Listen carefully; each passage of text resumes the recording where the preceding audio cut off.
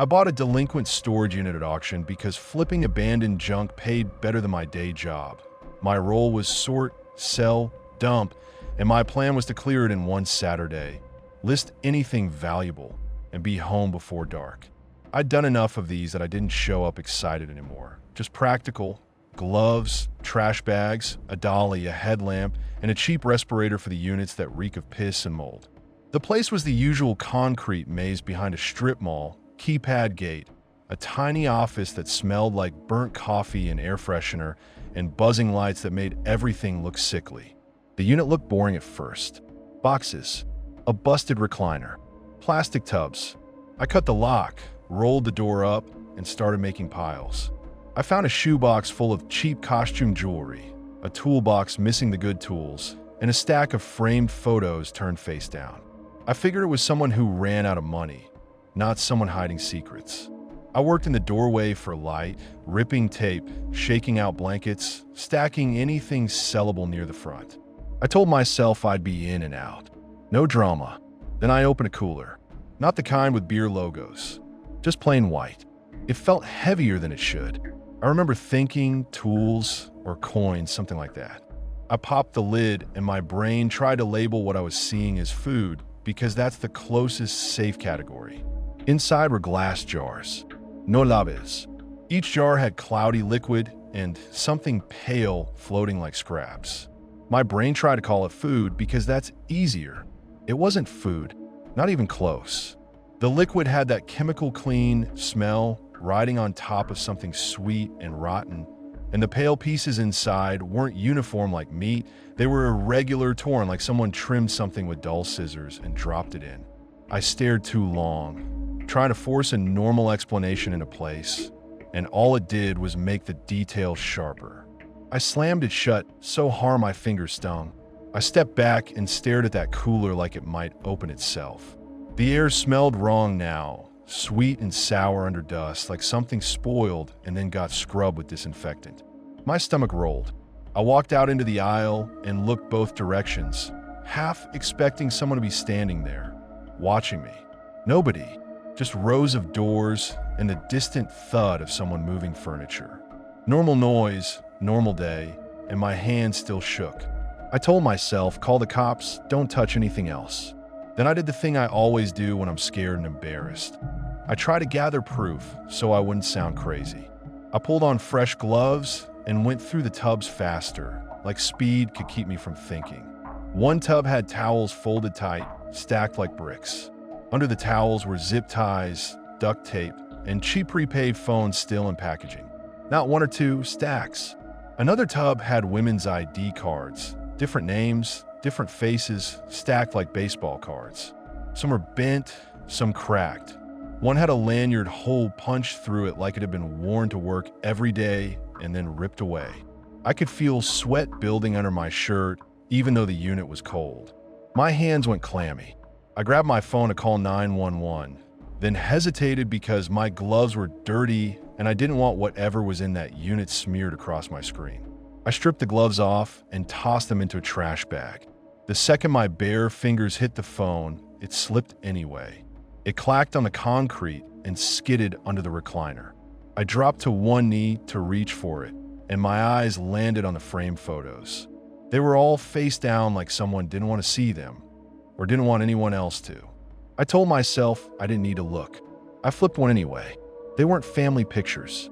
They were pictures taken from inside cars, through windows, through blinds. People unloading groceries. People walking dogs. People standing at mailboxes lit by porch lights. The angles were low and distant, the kind of shots you take when you don't want to be noticed. In one photo, you could see the edge of a steering wheel and the curve of a dashboard. In another, you could see raindrops on glass, like the photographer sat there a long time, waiting for the moment. I flipped through more and started recognizing things in a way that made my skin crawl. A fence with a missing slat, a crooked street sign, a mailbox with peeling numbers. Then I turned over one photo and felt my stomach drop like I'd stepped off a curb that wasn't there. It was my own street, my own porch, same chipped rail I've meant to repaint, same crooked welcome mat I always kick out of place. My car in a driveway in the spot I park because the mirror sticks and I avoid the hedge. The shot was taken from across the street, half hidden behind a tree trunk. Whoever took it was close enough to watch my front door and get a clear picture of my life without me ever knowing.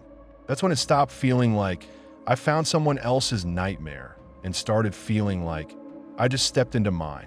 I backed out, locked the unit with my own lock, and went straight to the office to demand renter info. I shoved my paperwork on the counter and asked who rented that unit before me. The manager gave me the policy speech about privacy, about how he couldn't release information. I snapped. I started swearing loud enough other renters in the lobby turned and stared. I told him there were jars, IDs, stalking photos, and if he kept brushing me off, I'd make sure everyone in that building knew he was protecting a monster. His expression changed, not to concern, just irritation, like I'd spilled a drink. He finally said the unit belonged to a guy who moved, and gave me a first name that sounded fake, too clean, one syllable. I demanded a last name. He said he didn't have it. I asked about the ID copy they take when someone signs a lease. He said corporate handled it. I asked about camera footage. He said the system overwrote every few days. He said it casually, like I was the problem for wanting answers. Cops came. They took the cooler, the tubs, the photos. They asked me if I touched anything. I lied and said no because I didn't want trouble. I didn't want the story to turn into me contaminating evidence. The lie tasted like pennies. They asked how long I'd been flipping units, if I knew the previous renter, if I had beef with anybody. One of them held one of the ID cards like it was a weird trading card and asked me if I'd ever seen that person before. I said no. They nodded and wrote things down like they'd already filed it away in their heads as weird storage bullshit. They gave me a case number and told me a detective might contact me. They told me not to post about it online. They didn't tell me I was safe. I tried one more time to get something out of the manager while the cops were still there, but he went right back to polite stonewalling, like he'd been trained for it. I drove home with my jaw clenched, so hard my teeth hurt. Every car behind me felt too close. Every time I stopped at a light, I pictured someone walking up to my window. When I pulled into my driveway, I just sat there, engine ticking, staring at my porch like it belonged to a stranger. I kept thinking about that photo, about the tree trunk, about how long someone had stood there watching, and how many times I'd walked out at night with my guard down. That night, I kept checking my locks. I didn't drink. I didn't put music on. I jumped at every creak. I kept replaying the storage hallway in my head, the blind corners, how easy it would be for someone to follow you down an aisle, and you'd never hear them over the buzz of the lights. I finally passed out right before dawn, clothes still on, phone on my chest. In the morning, I opened my front door and found a small cardboard box on my welcome mat. No return address. Inside was a printed photo of me standing in the storage hallway, holding my auction paperwork, taken from behind, close enough to see my name. The message on the back was one sentence in thick marker. You shouldn't have opened it.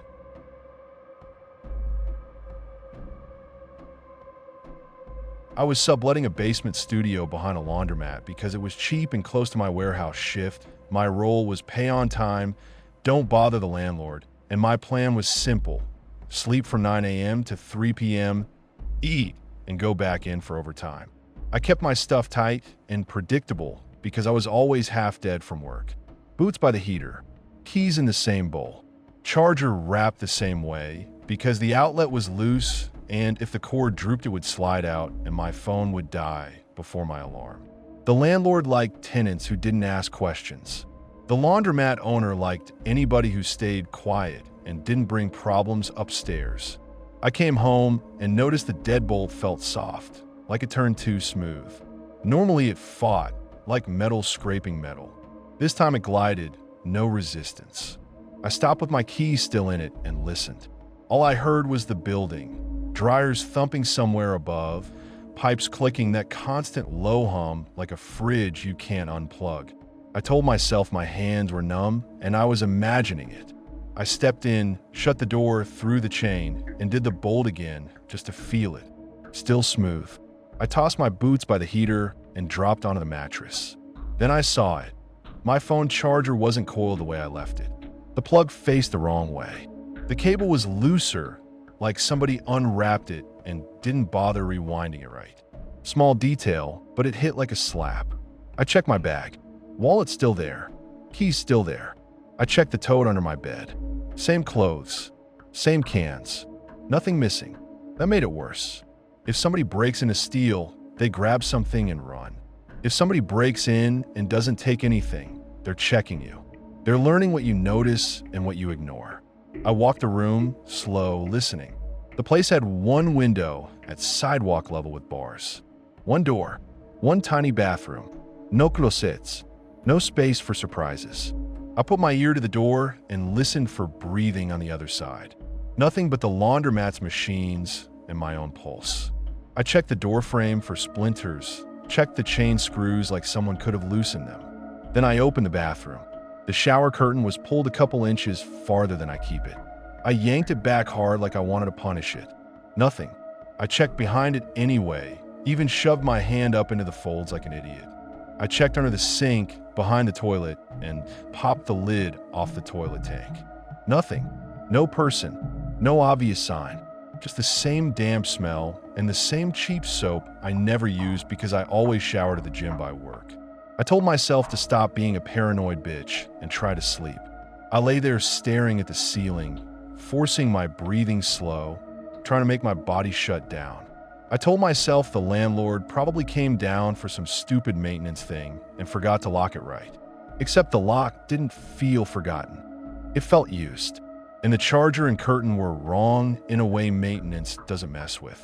10 minutes later, I heard it, barely a sound, something rubbing the outside of my door like plastic against metal.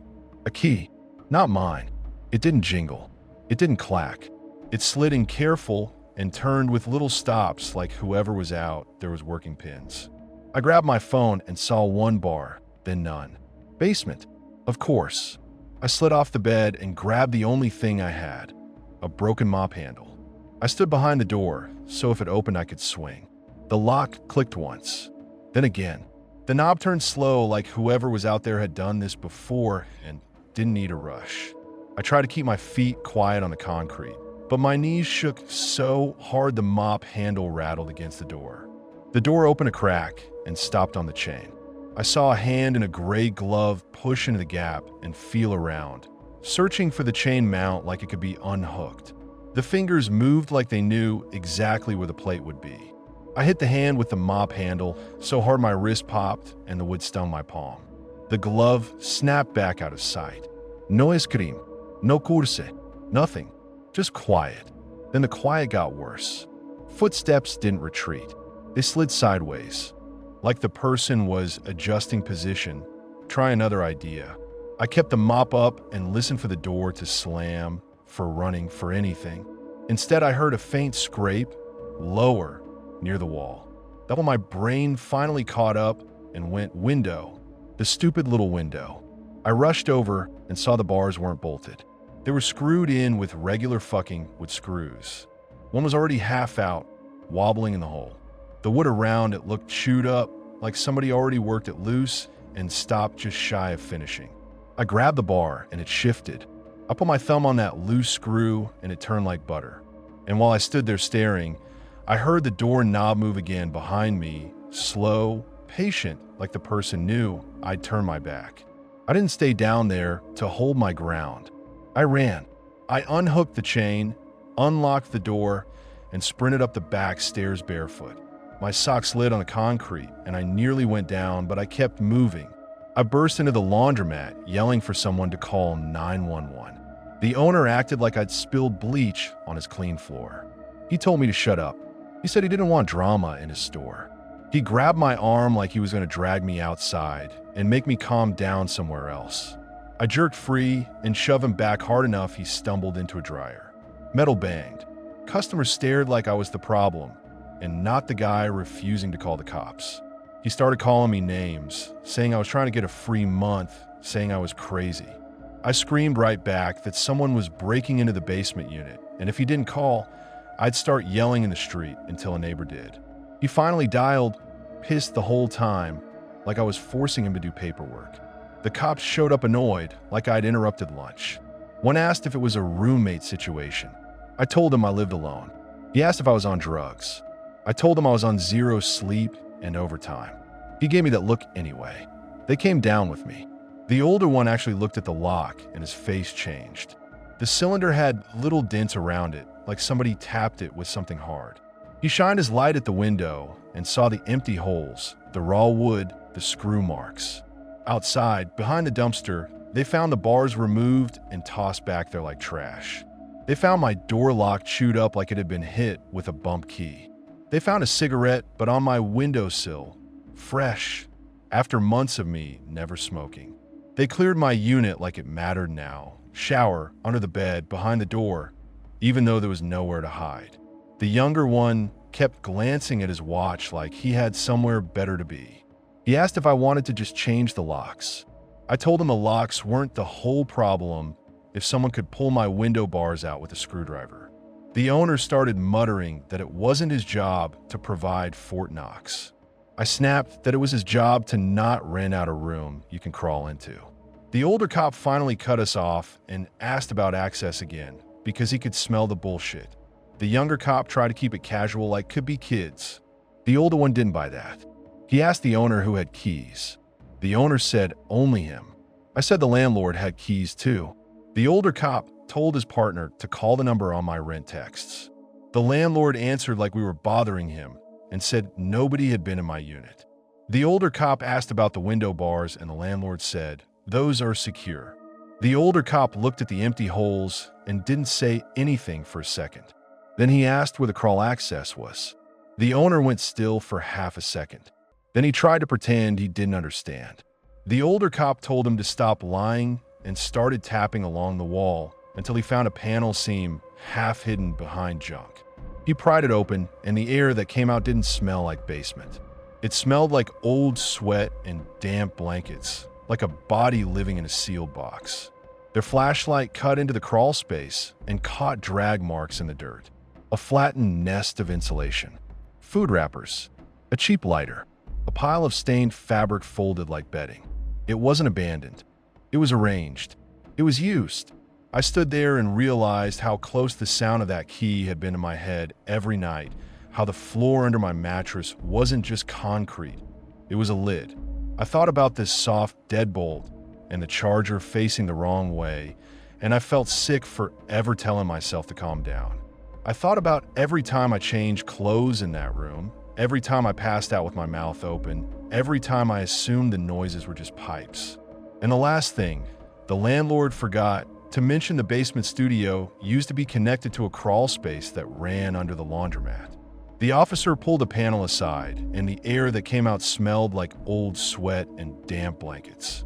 Somebody had been living under my floor.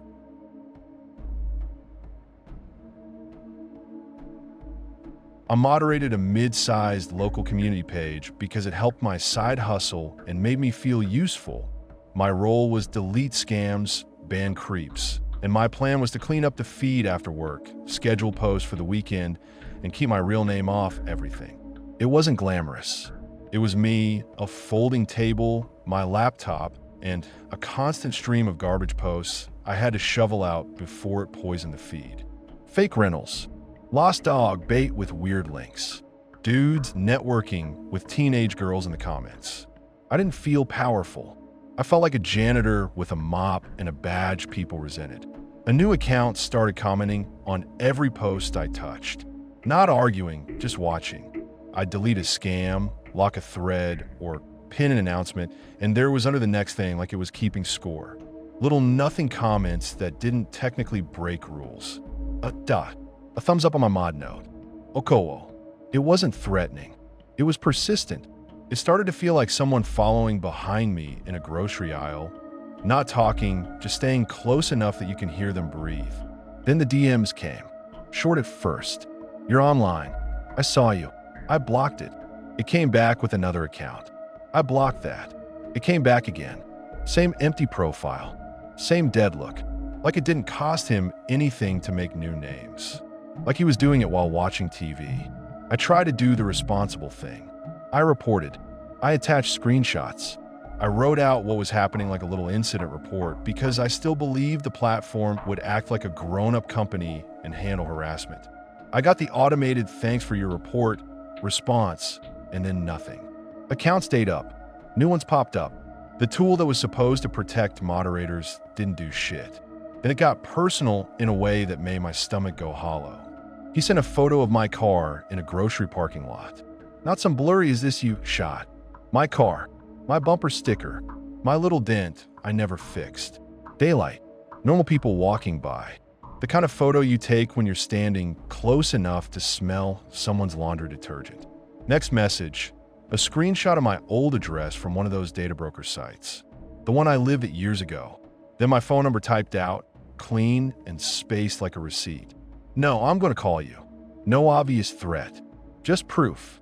Proof he could reach into my real life whenever he wanted.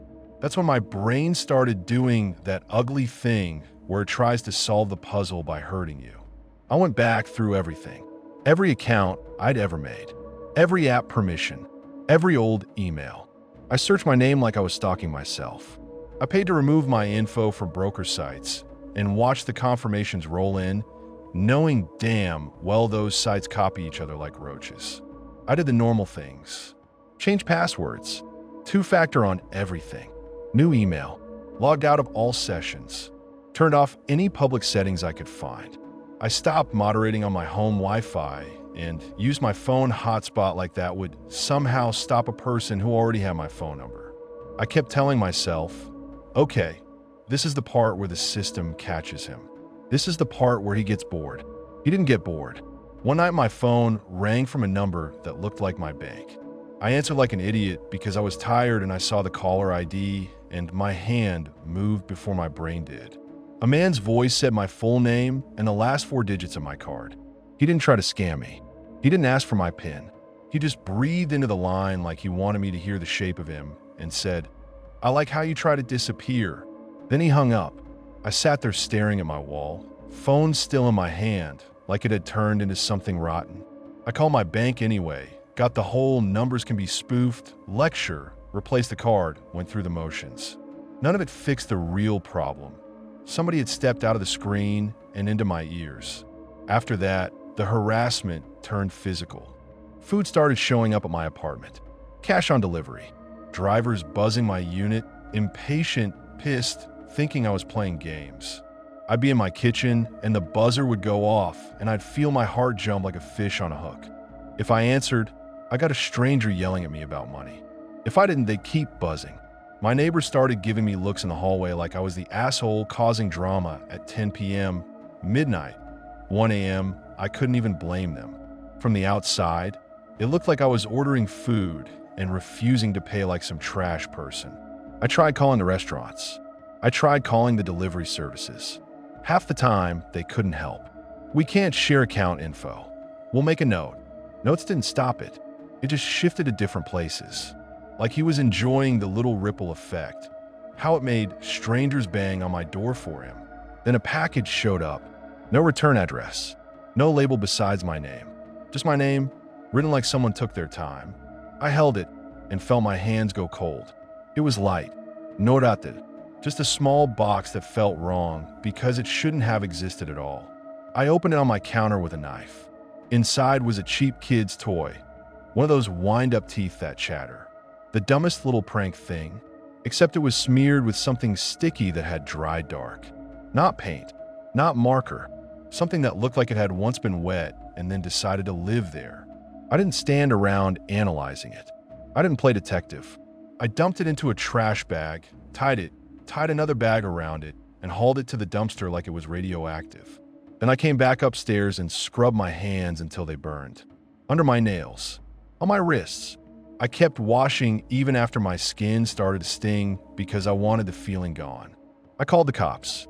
I forced myself to because I needed somebody official to hear it, to write it down, to make it real in a way the platform refused to. The officer who showed up looked bored before I even finished my first sentence. He asked if I had made anyone mad online. Like that was the key detail. Like the whole thing was my fault for being on the internet at all. I showed him the messages. The photo of my car, the call log, the package. He didn't have a neat box to put it in.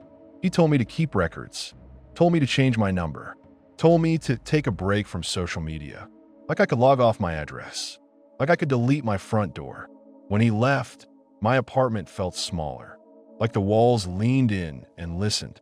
The worst part wasn't the threats. It was the proof. Proof he was nearby. Proof he could reach me whenever he felt like it. It wasn't a scary story I could close. It was a person who kept showing me little receipts of my own life. 2 nights later, my building fire alarm went off at 3 a.m. It ripped me out of sleep so hard my chest hurt. I heard doors opening, people swearing, someone yelling in the hallway. I smelled smoke, or maybe my brain created the smell, I don't even know. I grabbed my keys and stepped out, then stopped. My doormat was gone. In its place was a fresh one, brand new. It had a photo printed into it like a custom gift. My own front door, taken from inside my apartment, looking out. That angle isn't possible from the hallway. The light wasn't hallway light. It was my living room light. It was my floor, my threshold. A picture from the inside, like someone stood in my space and aimed the camera outward, like they were showing me my exit. My throat closed. My legs went watery. I didn't go back in. I didn't grab clothes. I didn't grab my laptop, my wallet, anything. I just turned and ran down the stairs barefoot, shaking so hard my knees knocked. I hit the street with the other tenants and kept moving like if I stopped, I'd feel the full weight of it and I wouldn't be able to move again. I got in my car and locked the doors and sat under a streetlight because it was the only thing that made me feel even a little less blind. I watched my building until sunrise like it was a predator pretending to be a place people live. I slept in ugly little bursts, waking up every time a headlight moved. When the sky finally went pale, I checked my phone again with my hands still shaking. One new message from an account with no profile picture. You keep leaving. I keep coming.